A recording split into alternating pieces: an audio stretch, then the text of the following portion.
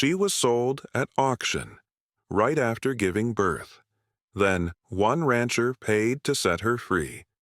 The dust-choked town of Redemption was a purgatory built from splintered wood and scorn. The air thick with the scent of baked earth exuded hopelessness, cruelty, and a chilling, righteous judgment. On the auction block, Anna stood, not as a woman, but as chattel. The blood of childbirth had barely dried, yet the auctioneer paraded her like weary livestock, her soul hollowed by a grief no one here would ever acknowledge. She did not weep.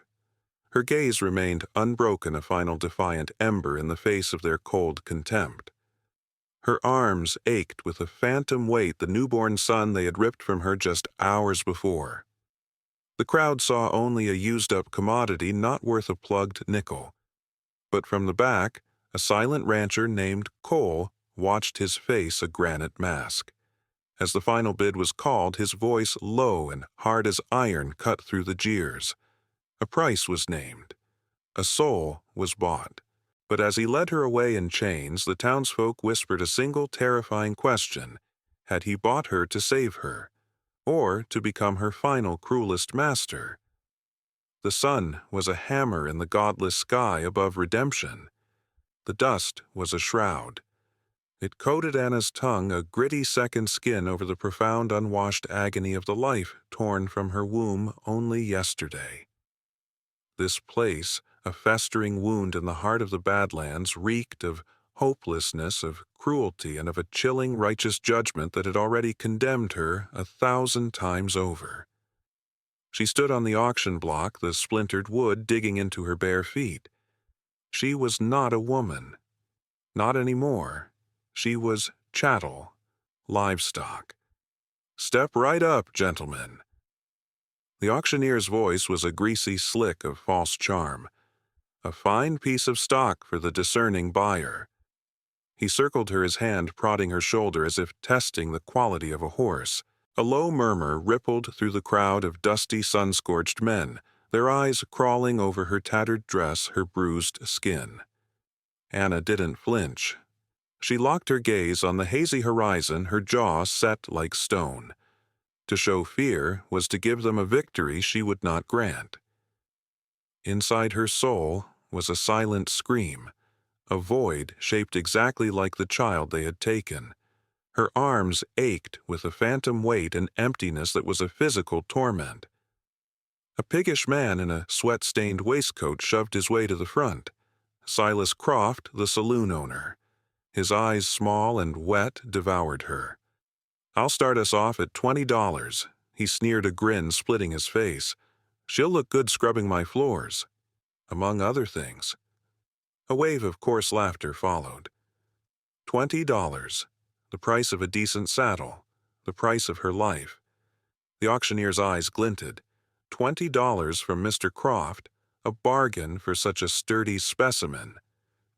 Do I hear 30 silence? Only the wind whispered a mournful reply, kicking up dust devils that danced like ghosts in the street. This was it. This was the end of her world, sold into a new hell crafted by Silas Croft. Her breath caught a tiny hitching sound. Then a voice. It wasn't loud, but it cut through the oppressive heat like a shard of ice. 200. Every head turned. The laughter died in their throats. From the shadows of the livery stable at the back of the crowd, a man stepped forward. He was tall, his frame lean but hard, his face a landscape of sun-carved lines that gave nothing away. He wore the simple, worn clothes of a rancher, but he stood with the stillness that commanded the space around him. His eyes, the color of a stormy sky, were fixed not on her body, but on the auctioneer. It was the man she'd seen earlier. Cole. Croft, his face mottling with purple rage, sputtered, "200 for her, that's crazy." He glared at Cole. 210. The rancher didn't even glance at him. His gaze remained locked on the auctioneer. 500, he said, his voice flat, devoid of any emotion. Cash. A collective gasp swept through the crowd. $500 was a fortune. It was the price of prime land, not a broken woman. Croft's jaw worked silently, his face a mask of humiliated fury. He was beaten. Sold. The auctioneer cried, slamming his gavel down with a crack that echoed the breaking of Anna's last thread of hope. To the quiet gentleman in the back, the world dissolved into a blur of motion and sound.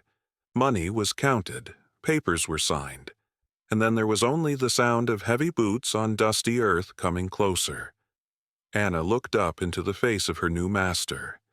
There was no pity in his eyes, no kindness, no cruelty. There was nothing at all, only a vast, terrifying emptiness. He had just bought her soul, but as he reached for the rope that bound her wrists, a single terrifying question burned through her fear. Had he bought her to save her, or to become her final cruelest master? The eyes of redemption followed them until the last crooked rooftop was swallowed by the horizon. Then there was nothing. Nothing but the vast, bleached canvas of the Badlands and the unblinking, brassy glare of the sun. Cole rode ahead, a silent specter on a black horse, his back a formidable wall of brown canvas and resolve. Anna walked behind, tethered to his saddle horn by a rough length of rope that chafed her raw wrists with every step. The dust, kicked up by the horse's hooves, formed a constant choking cloud, a gritty veil between her and the world. It was the taste of her new life, the taste of absolute subjugation. Each step sent a fresh wave of fire through her bruised and broken body, a cruel reminder of the life she had brought into the world only to have it stolen. The physical pain, however, was a distant roar compared to the sharp, piercing silence of her empty arms. The phantom weight of her son was a constant companion, a ghost limb that ached with a grief so profound it had no sound. She watched her new master. He rode with an unnerving economy of motion, a man who seemed part of the harsh, unforgiving landscape. His hands on the reins were steady, calloused, and capable. Capable of what?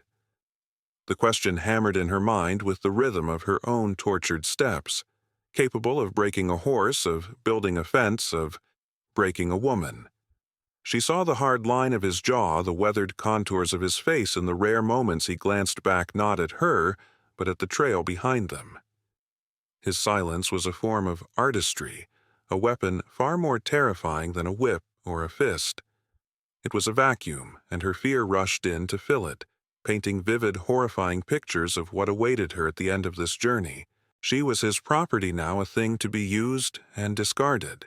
The thought was a cold, smooth stone in the pit of her stomach. Hours bled into one another. The sun reached its zenith, a merciless god in a pale sky that offered no salvation. The world shimmered with heat. Anna's head grew light, her vision blurring at the edges. Her legs felt like lead, her thirst a raging fire in her throat. Just as she felt her knees begin to buckle, he stopped. He dismounted in one fluid motion. The creak of the saddle leather was the loudest sound she'd heard in an eternity. He pulled a canteen from his saddlebag, uncorked it, and drank, his throat working. Anna watched her own throat closing with a dry, desperate envy. He was going to drink his fill right in front of her. It was another small, calculated cruelty. But then he turned. He walked toward her, the canteen held out in his hand. He didn't speak. He didn't smile. His expression was as blank as the plains around them. It was not an offer of kindness. It was a command. Drink. I have no use for you dead. Her hands trembled as she took the heavy canteen, the cool metal a shock against her feverish skin. She drank greedily, the water a blessing, a miracle. She finished gasping and handed it back. Thank you. She whispered the words, a rusty croak. He took the canteen without acknowledgement, his gaze sweeping past her as if she were a rock or a cactus. He had not heard her, or he did not care. The mystery of him deepened the small act of preservation, only making him more terrifyingly unreadable. They continued on as the afternoon sun began its slow descent, painting the western sky in hues of blood and rust. They were moving deeper into nowhere, the landscape growing more desolate, more lonely. As they passed a jagged ravine, a flicker of an idea ignited in her mind. Escape. She could pull the rope, make him fall run for the cover of the rocks, but then what she was weak afoot in a wasteland she did not know. And her son. Her son was back there somewhere. To run now was to abandon the last microscopic flicker of hope that she might one day find him. No, she would live. She would endure this. For him, just as the last light of day was draining from the world, she saw it. A single solitary cabin and a barn huddled against the vast emptiness, like two forgotten gravestones. It was the edge of the world, a place of profound and absolute isolation. Cole reined in his horse and swung down from the saddle. He walked to her and for the first time stood directly before her, his shadow engulfing her completely. The journey was over. He untied the rope from his saddle, coiling it with methodical purpose, his knuckles brushing against her wrist. Anna's heart hammered against her ribs, a frantic, trapped bird. This was it. He led her toward the cabin door, the final few steps to her new prison. His hand reached for the latch, and her world shrank to the sound of that simple, terrible click. The cabin door clicked shut behind them, the sound a final metallic punctuation mark on her old life. Anna flinched, her body braced for the inevitable. This was the cage. The darkness inside was thick, broken only by the soft, orange glow of embers, breathing in a stone hearth at the far end of the room. Her captor, this man named Cole, led her to the center of the floor. His hand was a firm, impersonal weight on her arm. She expected to be thrown to the ground, to be chained to a bedpost. Her hands clenched into useless fists, her knuckles white. But the monster she expected did not reveal itself. The first crack in her terror was the smell. It was not the stench of rot and filth she had braced for. The air was clean-smelling of pine, of wood smoke, of old dry earth. She looked around. The cabin was sparse, almost monastic, a simple table, 2 chairs, a neatly made bed, but it was impeccably clean. This was not the lair of a brute. It was the home of a man who lived with a quiet, deliberate purpose. Cole stopped her in the middle of the room. He let go of her arm. From a nail on the wall, he took down a small rusted key. Anna's breath hitched. Her heart hammered against her ribs like a trapped bird trying to break free. This is it. The pretense was over. He moved behind her. She squeezed her eyes shut, a silent prayer dying on her lips. She heard the scrape of metal on metal, a tiny grating sound that echoed like a cannon blast in the silence. The key turned in the lock of her manacles. A click. The heavy iron cuffs fell away from her wrists, clattering onto the wooden floor. They left behind angry red welts and an impossible, terrifying lightness. She was unbound. Inside his locked cabin, completely at his mercy. But he did not touch her. He did not speak. He turned his back on her, a gesture so profoundly unexpected it left her paralyzed. He walked toward the hearth, his heavy boots making soft, deliberate sounds on the floorboards. Anna watched him, her mind a whirlwind of confusion. What game was this? His broad back blocked the firelight. He knelt down. Her gaze followed him, drawn to the warm glow. And then she saw it. Beside the hearth, nestled in the flickering light, was a small, hand-carved shape. A cradle. No. The word was a silent scream in her mind. It was a trick of the shadows. A cruel hallucination conjured by a mind fractured with grief. It could not be. Hope was a poison, and she had sworn off it. But then came a sound. Not a cry of distress, but a soft, sleepy whimper. A tiny, familiar murmur that cut through her armor and pierced her straight through the heart. Time stopped. The world dissolved.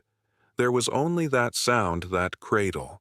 She took a step, then another, a stumbling, desperate pilgrimage across the few feet of floor. Her legs were trembling, threatening to give way. She reached the hearth and looked down. He was there. Her son. Swaddled in a clean, soft blanket, his tiny chest rising and falling with the gentle rhythm of sleep. His face so perfect, so new, was serene in the firelight. He was real. He was safe. A sound tore from Anna's throat, a raw, guttural sob that was part agony and part ecstasy. Her knees gave out, and she collapsed beside the cradle. The dam of her composure, the iron wall she had built around her soul, did not just crack, it shattered into a million pieces. She reached in with trembling hands, gathering him up, burying her face in the impossible softness of his swaddling breathing, in the scent of him. The scent of milk, the scent of life, the scent of hope returned from the dead. Tears streamed down her face, washing away the dust and the despair. She held him to her chest, rocking back and forth her whispers, a frantic, loving litany in a language the men of redemption would never understand. In that moment, lost in a universe that contained only her and her child, she had forgotten the man in the shadows. "He's yours." The voice came from behind her, low and rough as gravel. She looked up, her vision blurred by tears. Cole stood by the table, his face still an unreadable mask, but the firelight caught a flicker of something in his eyes. Something ancient, something broken. He let the silence hang for a long moment, letting the truth of the reunion settle. Then he spoke the words that would remake her world. "And you're free. Freedom." The word was an echo in a language Anna had forgotten how to speak. She clutched her son to her chest, his warmth a fragile, miraculous anchor in the swirling chaos of her mind. She looked at the man Cole, who stood like a statue carved from shadow and sorrow.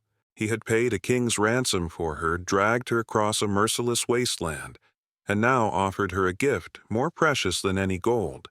It made no sense. The world she knew did not operate on such principles. Men took. They broke. They owned. They did not give. Her voice, when she found it, was a raw whisper, barely disturbing the sacred silence that had fallen between them. Why, the single word hung in the air, heavy with the weight of a life's worth of disbelief. Cole did not answer immediately. He moved from the shadows near the table and walked to the hearth, the firelight catching the deep, weary lines etched into his face. He picked up an iron poker and gently stoked the embers, coaxing the flames to life. The soft hiss and crackle of the wood was the only sound. He was not ignoring her question. He was gathering the strength to answer it. He set the poker down and turned his gaze not on her, but on the small hand-carved cradle where her son had lain. "This cabin—" He began, his voice a low, rough thing, as if pulled from a deep, dry well. It was not always so quiet. He took a breath, a ragged, painful sound. "I had a wife. Her name was Nida." He spoke the name with a kind of reverence, a word polished smooth by years of silent repetition. Her father was a trapper, her mother. She was Shoshone. Here she was, just a half-breed. Something less in the eyes of the good folks in redemption. Anna listened, her own breath held captive in her chest. She saw the flicker of an old, unhealed wound in his storm-gray eyes. "We had a daughter," he continued, his voice dropping even lower. "Sarah. She had her mother's eyes and a laugh that could make the wildflowers grow. This cradle, I carved it for her." The air grew thick with ghosts. Anna looked from the cradle to the man, and for the first time she saw past the hardened rancher, to the grieving father, the haunted husband. 5 winters ago, the fever came. A bad one. It swept through these hills like a wildfire. It took our Sarah first. He paused, swallowing hard against a memory that was still sharp enough to cut. She burned up in my arms. "Nita." She held on, but the sickness took root deep. I rode to town. I begged the doctor, a man who'd drunk my whiskey a dozen times, to come. He looked at me and said his medicine wasn't for her kind. The casual cruelty of the words landed like a physical blow. I went to the mercantile for laudanum, for anything. The owner whose roof I helped raise wouldn't give me credit. He said it was God's will, a judgment on my house for lying with an Indian. He finally looked at Anna, and in his gaze she saw the abyss of his loss. So I came back here, to this room, with nothing. And I sat where you are sitting now, and I held Nita's hand while the fever consumed her. I watched the life fade from the woman I loved, and I could do nothing but listen to the wind howl outside. His story was over. The silence that followed was profound, filled with the echoes of a tragedy that had soaked into the very floorboards of the cabin. He had not just lost a family. They had been stolen from him by the same venomous hatred that had put her on that auction block. He finally brought his gaze back to her, to the child she held so tightly. "When I saw you on that block today," he said, his voice raw with a pain that was 5 years old and as fresh as yesterday, "I didn't just see you. I saw her. I saw the same hate in their eyes, the same satisfaction in breaking something they believed was beneath them. I heard the echo of every door that slammed in my face." He took a step closer, his hands clenched into fists at his sides. "I couldn't save my family from the poison in that town, Anna. I was helpless. But when I saw you, and I heard about your son, I knew I could save yours. It doesn't fix what's broken in me, but it is the only thing I have done right in 5 long years." The confession lay between them, a fragile sacred offering. He was not a savior. He was a penitent. Anna looked from his shattered face to the sleeping infant in her arms. A life for a life. A kindness to repay a debt the world would never acknowledge. The tears that came to her now were not for her own suffering, but for his. An empathy so deep it startled her. Slowly, she reached out her free hand, not to take, but to give. Her fingers gently touched the back of his rough, calloused hand. It was a small, fleeting gesture, a shared acknowledgement of the ghosts they both carried. In that touch, the last of her fear dissolved, replaced by a quiet, profound understanding. She was no longer his property. He was no longer her master. They were simply 2 survivors adrift in a wasteland who had just found the shore in each other's story. The sun that filtered through the cabin's single grimy window the next morning seemed different. It was not the harsh, accusatory glare of the Badlands, but a soft, golden light that promised a fragile peace.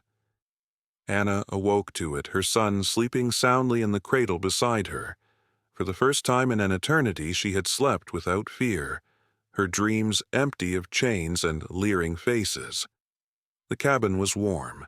A fire was already crackling in the hearth, and the rich, life-affirming scent of coffee hung in the air. Cole sat at the small table, a tin cup cradled in his hands, watching the dawn. He was not looking at her, but she felt his presence not as a threat, but as a quiet, steady anchor in the stillness. A guardian. He had given her his own bed, sleeping on a simple bedroll by the fire. He had treated her not as property, but as a guest, an honored guest. After she had tended to the baby, he spoke, his voice calm and measured, breaking the comfortable silence. "The choice is yours, Anna." He stood and walked to the door, opening it to the vast, empty expanse of his land. "I have a good horse, strong and steady. I'll pack you enough supplies for a week, give you a map, and all the money I have left from that town." He did not need to name it. "You can ride east, be in a new territory in 3 days. No one will know you. You and the boy can start again. You'll be free." He paused, letting the weight of that word settle. Free. A world away from the auction block. Or, he set his gaze sweeping over the lonely horizon, "you can stay. The work is hard. The winters are unforgiving, and my company isn't much to speak of. But it is safe here. No one from Redemption will ever find you." He turned back to her, his eyes clear and direct. "The door locks from the inside. There is no debt between us." She was speechless. He was offering her the world, a world she thought she had lost forever. The choice was a terrifying, exhilarating burden. To leave meant facing that vast, unknown wilderness alone, a woman with a newborn. It was a gamble against starvation, against bandits, against the simple, cruel indifference of the frontier. To stay, felt like an impossible dream. To trust this broken, quiet man who had shown her more decency in a single day than she had known in a lifetime. She looked at her son, his face so perfect and new, and she looked at the cabin, this strange sanctuary built from one man's grief. What was freedom? Was it the lonely road east, or was it this quiet room, this fragile peace, this chance to simply be? As her heart warred with itself, a sound cut through the morning stillness. It was faint at first, the crunch of hooves on dry earth where there should be none. Cole heard it too. In an instant, the weary rancher vanished. He was on his feet, his body taut, every line radiating a dangerous alertness. He moved to the wall, his hand closing around the worn leather of a gun belt hanging from a peg. He didn't make a sound, but his eyes commanded her to silence. He gestured for her to move the cradle away from the window into the darkest corner of the cabin. Her blood ran cold. She crept to the wall, peering through a small crack between the logs. 3 riders were approaching, and the man in the lead. Her breath caught in a strangled gasp. It was Silas Croft, the saloon owner. His face, visible even from this distance, was a twisted mask of smug hatred. He had tracked them. The monster from her nightmare had followed her into her dream. Cole Croft's voice boomed across the clearing, dripping with false bonhomie. "I know you're in there, and I know you have my property." The word property was a slap, a violent desecration of the peace she had just begun to feel. "I paid $20 good before you ran up the price. I've come to collect what's mine. Send the girl out, and we'll forget this whole business." Cole finished strapping the gun belt around his hips, the metallic click of the buckle loud and final in the small cabin. He checked the Colt revolver, his movements swift and sure. He was no longer just a rancher. He was a man preparing for war. He turned and looked at Anna, his eyes blazing with a protective fire she had not seen before.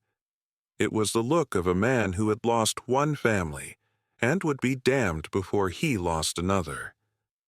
Without a word, he strode to the door, pulled it open, and stepped out onto the porch, his hand hovering over the butt of his gun. He stood there, a solitary, unmovable figure, planting himself squarely between the approaching evil and the new fragile life he had just sworn to protect. Cole stood on the porch, a lone bulwark against the tide of malice. The world seemed to hold its breath. Anna crouched in the corner of the cabin, her body a shield over the cradle, could hear, the blood pounding in her ears, a frantic drumbeat against the terrible silence. Just one man, Cole. Silas Croft's voice was a venomous taunt, oozing with the confidence of a predator that had its prey cornered. "You paid a fortune for that piece of chattel, and now you're gonna die for her? She ain't worth it, friend." "No woman is." Cole's reply was not a word. It was a blur of motion, a flash of sun on steel. The world exploded in a deafening roar as his Colt bucked in his hand. One of Croft's thugs crumpled to the ground before he could even clear his holster. Then, all hell broke loose. Gunfire erupted from the yard, a furious, chaotic storm. Bullets tore through the air, thudding into the log walls of the cabin with sickening force. Wood splintered inches from Anna's head, showering her with sharp, fragrant pine. She pressed herself lower, her entire being focused on the impossible task of making herself and her son invisible. The fight outside was a terrifying symphony of noise, shouts, curses, the thunder of guns, a whirlwind of violence she could only partially glimpse through the dusty window pane. She saw Cole dive behind a water trough, returning fire with a calm, deadly precision. He was a different man now. Not the haunted rancher, but a seasoned warrior, his movements economical and lethal. But he was outnumbered, pinned down, A new sound closer. The crunch of boots on the gravel at the side of the house. Panic, cold and sharp, seized her. They were flanking him. They were coming for the cabin. She heard a scraping sound at the small grimy window at the back of the room. A face appeared there, bearded and snarling, the face of one of Croft's men. The fight was no longer out there. It was here. It was coming for her child. In that instant, something inside Anna shifted. The terror did not vanish, but it was forged into something new. Something hard and hot and sharp. Maternal rage. This was not redemption's auction block. This was not a place of surrender. This was her home. This was her son's sanctuary. And this man, this animal, would not defile it. She scrambled to her feet. Her eyes darted around the room, searching for a weapon. The heavy iron poker from the hearth, the cast iron skillet on the wall, and the large tin coffee pot still sitting on the edge of the stove, steam whispering from its spout, the contents boiling hot. An idea born of pure primal desperation took hold. The man outside smashed the window with the butt of his pistol. Glass shattered inwards. He began to hoist himself through the jagged opening. Anna moved. She snatched the coffee pot, its handle searingly hot even through the rag she grabbed. She ignored the pain. As the thug's head and shoulders cleared the window frame, a triumphant sneer on his face, she acted. With a cry that was torn from the very depths of her soul, she flung the entire contents of the pot directly at him. A torrent of boiling black liquid and scorching grounds hit him square in the face. He screamed, a high, thin, inhuman sound of pure agony. He thrashed wildly, clawing at his scalded eyes, and fell backward out of the window, his screams shattering the rhythm of the gunfight. The distraction was all Cole needed. The momentary confusion in the yard, the split-second head turn from Croft and his remaining man was a fatal error. From her vantage point, Anna saw Cole rise from behind the trough. 2 shots, fired so close together they sounded like one. They were precise. Final. Silence.